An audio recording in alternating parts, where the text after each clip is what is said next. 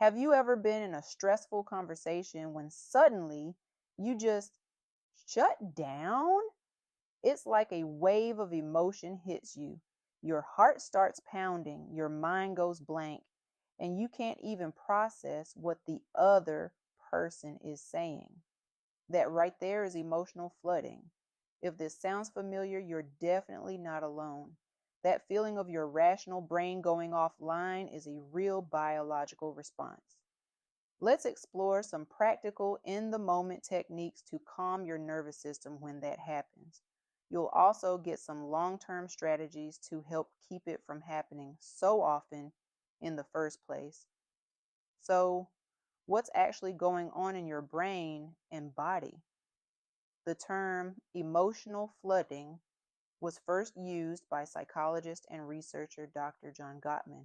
He described it as that feeling of being so psychologically and physically overwhelmed that having a productive conversation feels pretty much impossible. Here's a way to think about it. Imagine your emotional capacity is like a dam. All the little daily stresses, annoyances, and not getting enough sleep can start to fill up the reservoir behind it. Then a heated argument or a critical comment acts like one big storm that finally breaks the dam, and all that emotional pressure comes flooding through. When this happens, your body's alarm system kicks into high gear.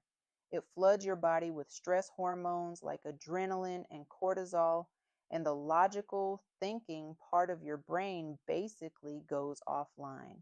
This is why you can't think clearly or really listen. Your body has gone into survival mode. Recognizing this response is a huge first step. But what can you do when you feel those floodgates opening? Here are some techniques you can use right in the middle of it. Tip 1. Take a strategic pause. The most important thing you can do when you feel flooded is to just stop. Research shows that it takes at least 20 minutes for your body to calm down from that physiological stress response. This isn't about running away from the problem, it's about giving your body the time it needs to get back to a state where you can actually think clearly. You can say something neutral like, I'm feeling really overwhelmed right now.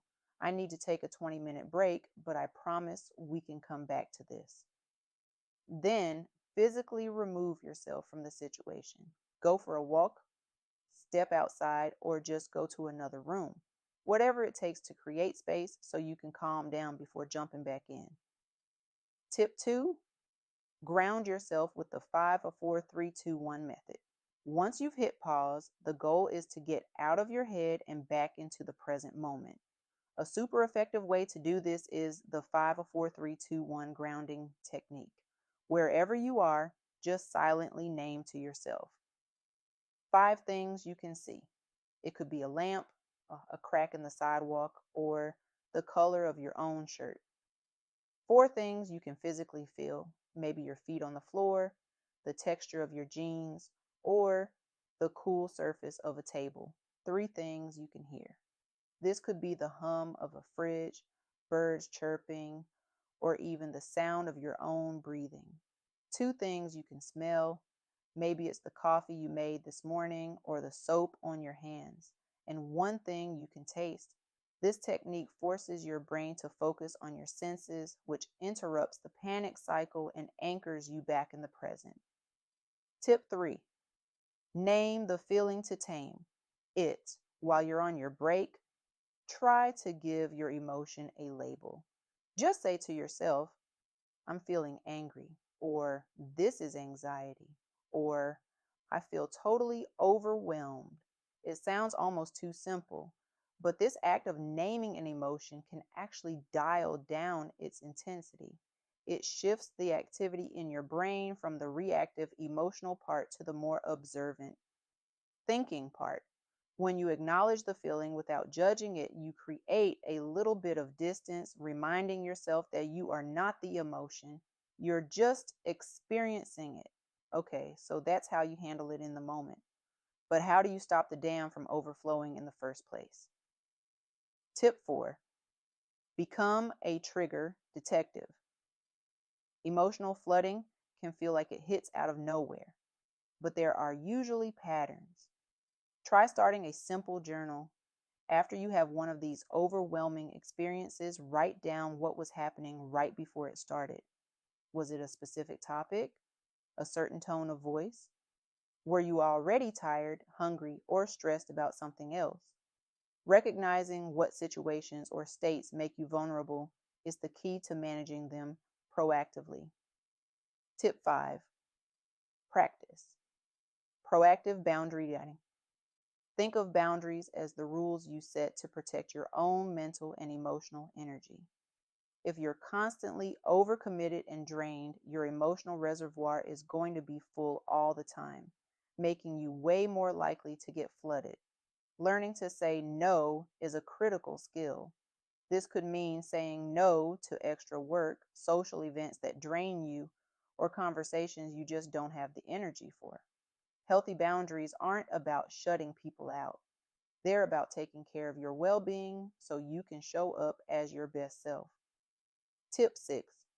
Create a decompression routine. Finally, you need a regular practice that helps lower your overall stress levels. Think of this as opening a little spillway on the dam to let some pressure out each day instead of waiting for it to burst.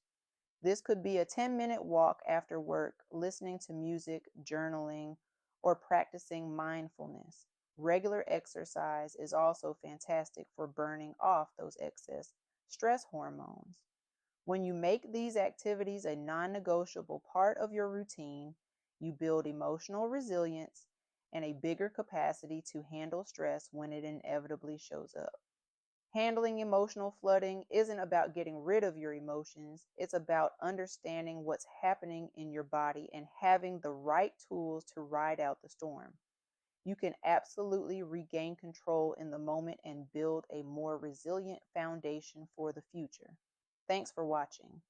By the way, what's one technique that already helps you to calm down when you start to feel overwhelmed? Drop it in the comments below. Your strategy might be what someone else needs to hear.